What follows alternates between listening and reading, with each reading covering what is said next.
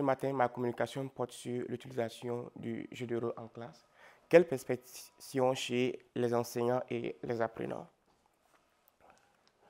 Juste un petit rappel est que ma communication de ce matin, c'est une partie intégrale de mon mémoire que je suis en train de... Donc, je reprends que cette présentation est une partie intégrale de mon mémoire que je suis en train de rédiger.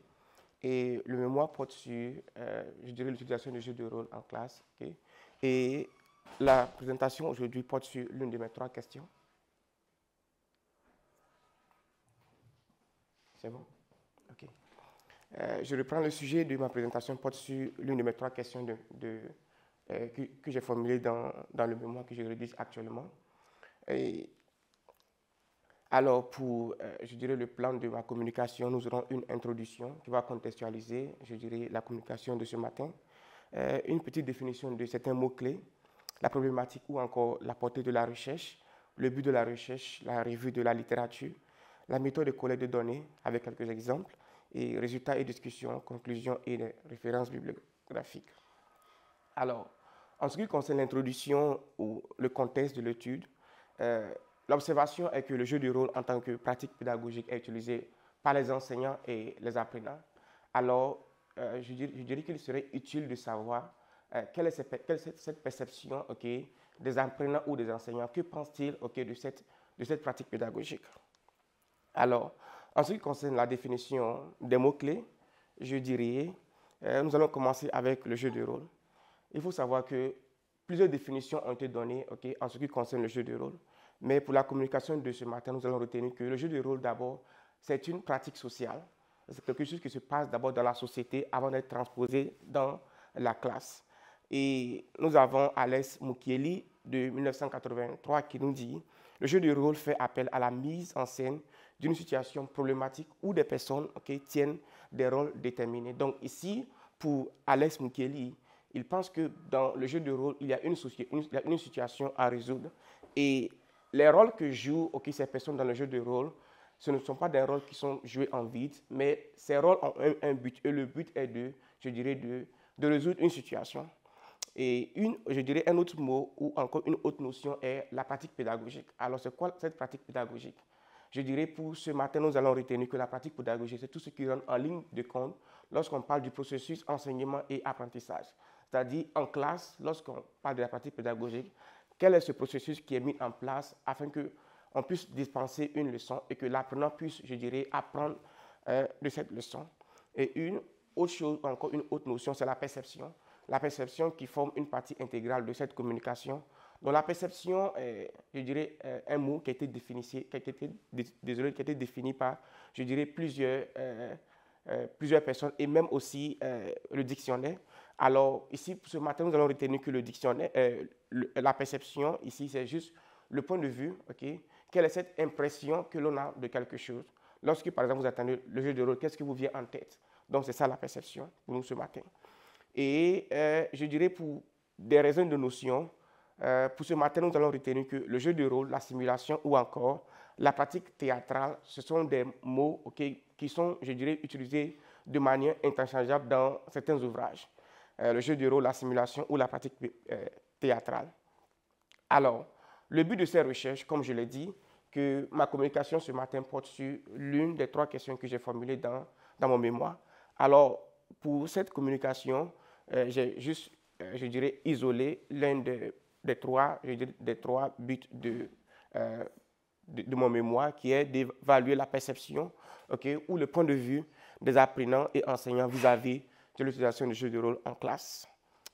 Et pas, si je précise, en classe, pas en cours, je dirais, d'ingénierie ou de mathématiques, mais français langue seconde. Alors, en ce qui concerne la problématique ou encore la portée de la recherche, ici, on veut savoir quelle est la pertinence de cette recherche. Pourquoi cette recherche? L'observation, ou bien dans mes lectures antérieures, ce que j'ai observé est que, c'est vrai, il existe plusieurs recherches qui ont déjà examiné la question de l'utilisation de jeux de rôle en classe. Alors, je dirais, quel vide est-ce que ma recherche vise à combler? Donc, ici, dans cette recherche, nous voulons voir que pensent les enseignants, que pensent, je dirais, les apprenants. Plusieurs recherches se sont penchées sur, je dirais, les avantages et les désavantages de l'utilisation du jeu de rôle. Et c'est très bien de voir quel est l'apport de l'utilisation du jeu de rôle en classe. Mais une autre chose qui serait importante pour nous est de savoir que pensent les enseignants, les apprenants. Est-ce qu'ils voient le jeu de rôle comme je dirais, les chercheurs voient le jeu de rôle? Parce que ce sont eux qui utilisent cette pratique pédagogique en classe. En ce qui concerne la revue de la littérature, je dirais que, avec le jeu de rôle, nous avons ici la Fédération française de jeux de rôle. Donc, nous avons une fédération française qui s'occupe de jeux de rôle. Donc, pour eux, ils définissent le jeu de rôle comme une activité de loisir qui consiste à raconter une histoire à plusieurs. Donc, ici, on raconte une histoire et ils donnent plus de détails en ajoutant qu'installé autour d'une table, le joueur interprète le rôle d'un personnage au sein d'un univers fictif. Donc ici, avec le jeu de rôle, on voit à partir de cette définition qu'il y a un objet de fiction. Donc le jeu de rôle, comme nous l'avons dit depuis le début, c'est aussi une pratique sociale. Mais lorsqu'on envoie le jeu de rôle en classe, on a essayé de transposer cette pratique sociale en classe. Mais ici, il y a des éléments de fiction. Parce que nous le savons, lorsque les apprenants mettent en scène des situations de la vie courante, ici, on remplace ces apprenants par, je dirais, par les personnes que nous rencontrons dans la société de tous les jours. Donc ici, c'est l'élément de la fiction dont parle ici la Fédération française de jeux de rôle. Et aussi, je dirais, au début, j'avais cité Alex Mukiele. Et ici, nous avons Roger Mukiele, qui est le fils d'Alex Mukiele. Ici, il définit également le jeu de rôle comme une technique consistant à proposer des situations et à faire jouer des personnages. Donc ici, pour lui, le jeu de rôle comme on attend, donc c'est d'abord un jeu avant de penser au rôle. Et je termine ici avec Chamberlain et Provost 1995 qui disent que le jeu de rôle repose sur une interprétation. Donc ici, il distingue un peu le jeu de rôle je dirais, de la pratique théâtrale. J'avais dit au début qu'avec le jeu de rôle ou la simulation ou la pratique théâtrale, certains livres ou certains ouvrages les utilisent de façon interchangeable. Mais ici, avec Chamberlain et Provost, ils ont essayé je dirais, de montrer cette nuance qui existe entre le jeu de rôle et la pratique théâtrale. Et ici, ce qu'on peut retenir est que ces deux pratiques théâtrales ou jeu de rôle ont assez de similitudes. Donc ici, ce qu'on peut retenir est que l'une des différences ou bien de nuances est qu'avec le jeu de rôle, on n'a pas de, je dirais, de réplique ou encore de scénario ou de décor. Surtout, je dirais encore avec la problématique, désolé, la revue de la littérature suite et fin. Donc, dans mon mémoire, j'ai utilisé 3 livres principaux qui sont d'abord Histoire de la méthodologie et de l'enseignement des langues depuis 1988, aussi de Évolution des langues, de l'enseignement des langues, 5000 ans d'histoire de Germain 1993 et Language Teaching Through the Ages de Quiller 2013. Et dans ces 3 livres, une chose que j'ai remarqué est que ces auteurs nous tracent l'évolution je dirais, de l'enseignement et apprentissage dans le temps, mais ils n'ont pas, je dirais, dédié de chapitres qui parlent de la perception des enseignants ou des apprenants. Alors, pour pouvoir parler je dirais, de la perception, qui est l'une de mes 3 questions de recherche, j'ai utilisé Sestier, qui a fait une étude en 2016, qui penche un peu sur, je dirais, la perception des apprenants, et aussi de Ceballos 2024, qui penche son étude sur la perception des enseignants. En ce qui concerne la méthode de collecte de données, donc ici, je dirais que c'est une étude qui est narrative. Parce que ici, je ne suis pas allé sur le terrain pour poser des questions, faire des entretiens moi-même, mais je me suis servi de leurs résultats pour mener cette étude. Alors, donc, je dirais que pour ma base de données, je me suis servi des revues françaises, des revues éducatives, de plusieurs bases de données sur Internet telles que ERIC, Google Scholars et entre autres. Donc ici, nous avons un premier exemple qui est de Sestier 2016. Et ici, son but était de recueillir le point de vue des apprenants. Alors ici, il a posé plusieurs questions, mais pour ce matin, j'ai isolé 4 questions.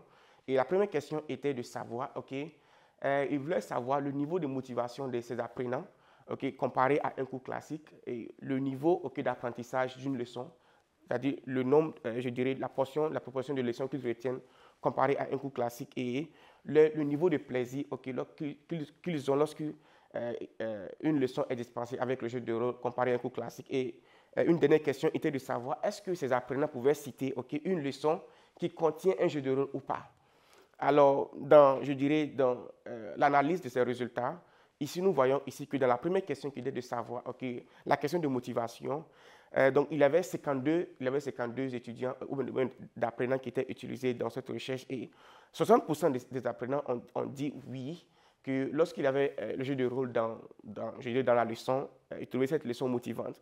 Et 30% ont dit autant. Donc pour eux, peu importe qu'il y ait le jeu de rôle ou pas dans la leçon, ça n'a pas trop d'intérêt. Et 10% ont affirmé avoir dit que utiliser le jeu de rôle dans la leçon leur permettait d'avoir moins de motivation. Et la deuxième question qui portait sur, je dirais, le niveau d'apprentissage, c'est-à-dire ce pourcentage de leçons qu'ils retiennent. Nous avons aussi 60% des apprenants qui disent avoir appris plus de leçons du contenu lorsqu'il y a le jeu de rôle. Et 25% ont dit, pour eux, peu importe, donc c'est pourquoi nous avons autant. Et 15% ont dit, avec le jeu de rôle, ils apprennent moins lorsqu'il y a le jeu de rôle dans la leçon. Et pour la troisième question qui était de savoir le niveau de plaisir, c'est-à-dire est-ce qu'ils trouvent du plaisir lorsqu'il y a le jeu de rôle dans la leçon, nous avons 80% qui affirment avoir beaucoup de plaisir à apprendre lorsque cette leçon contient du jeu de rôle. Et 17% affirment que pour eux, qu'il ait du jeu de rôle ou pas, peu importe. Et 3% affirment avoir appris moins ou bien avoir moins de plaisir lorsqu'il a le jeu de rôle dans la leçon. Et la quatrième question qui était de savoir est-ce que ces apprenants pouvaient se rappeler d'une leçon de l'an dernier ou bien de l'année dernière qui contenait je dirais une partie de jeu de rôle. 80% ont dit qu'ils pouvaient se rappeler d'une leçon qui contenait un jeu de rôle. Donc, à cause du jeu de rôle, ils pouvaient se souvenir de cette leçon ou bien encore, je dirais, du sujet. Et 20% ont dit pour eux, à cause du jeu de rôle, parce qu'ils n'avaient pas bien compris le jeu de rôle, ils ne pouvaient pas se souvenir de cette leçon.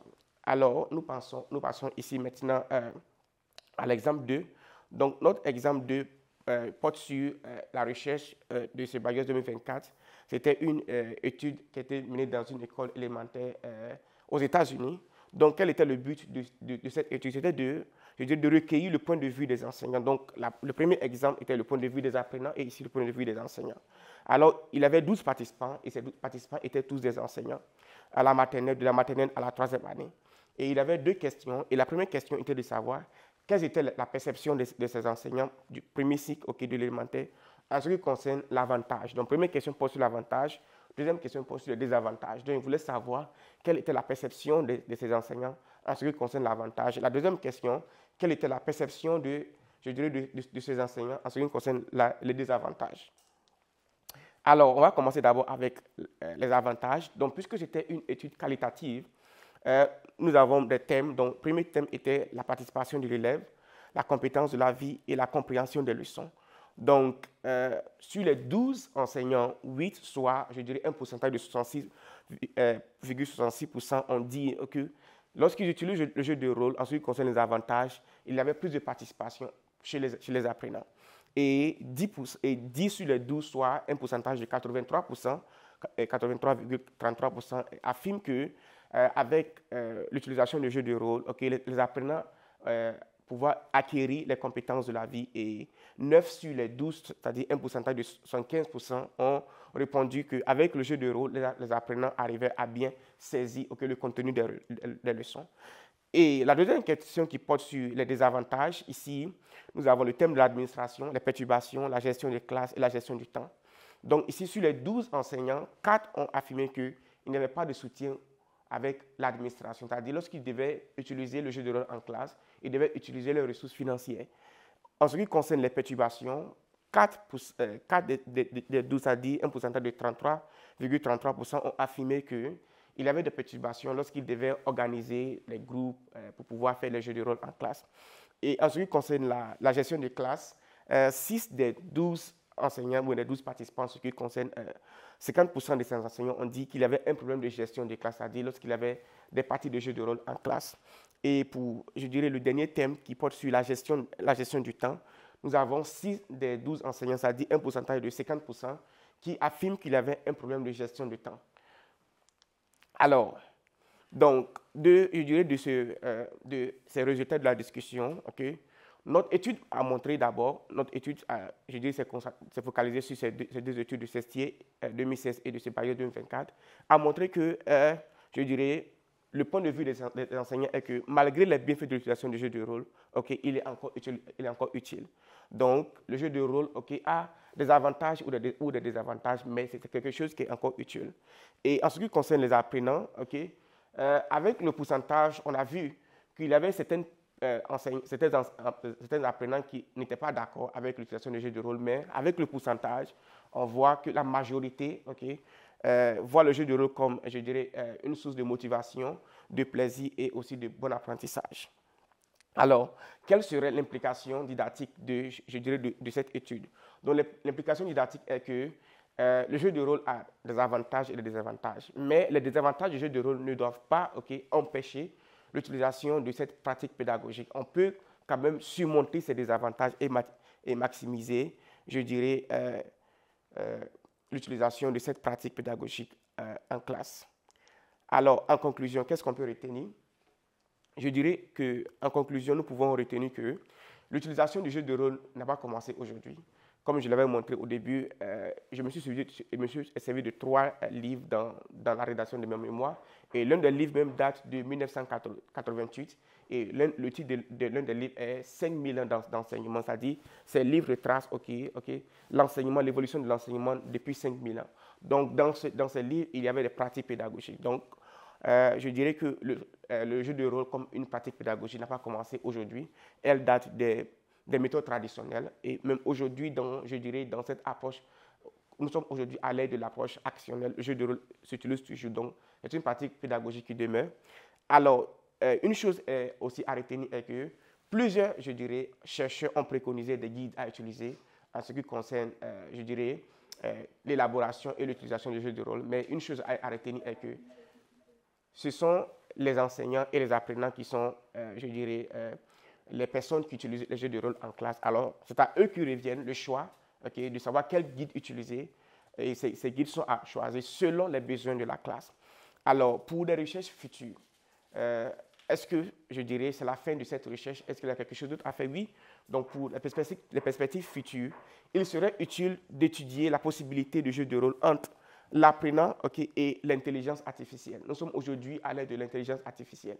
Alors, on pourrait se demander, est-ce qu'il pourrait avoir un jeu de rôle entre l'étudiant ou l'apprenant et l'intelligence artificielle? Donc, je dirais, le jeu de rôle classique traditionnel est soit entre l'apprenant et un autre apprenant, ou soit entre l'apprenant et l'enseignant. Et aujourd'hui, est-ce qu'il pourrait avoir le jeu de rôle, il pourrait avoir une possibilité de jeu de rôle entre l'apprenant, c'est-à-dire celui qui apprend, et l'intelligence artificielle? C'est-à-dire, lorsque un apprenant apprend en ligne, par exemple, avec Duolingo, est-ce qu'il pourrait avoir cette interaction entre l'apprenant et l'intelligence artificielle? Alors, c'est ici que je m'arrête pour la communication, et vos questions et, je dirais, suggestions sont les bienvenues. Merci.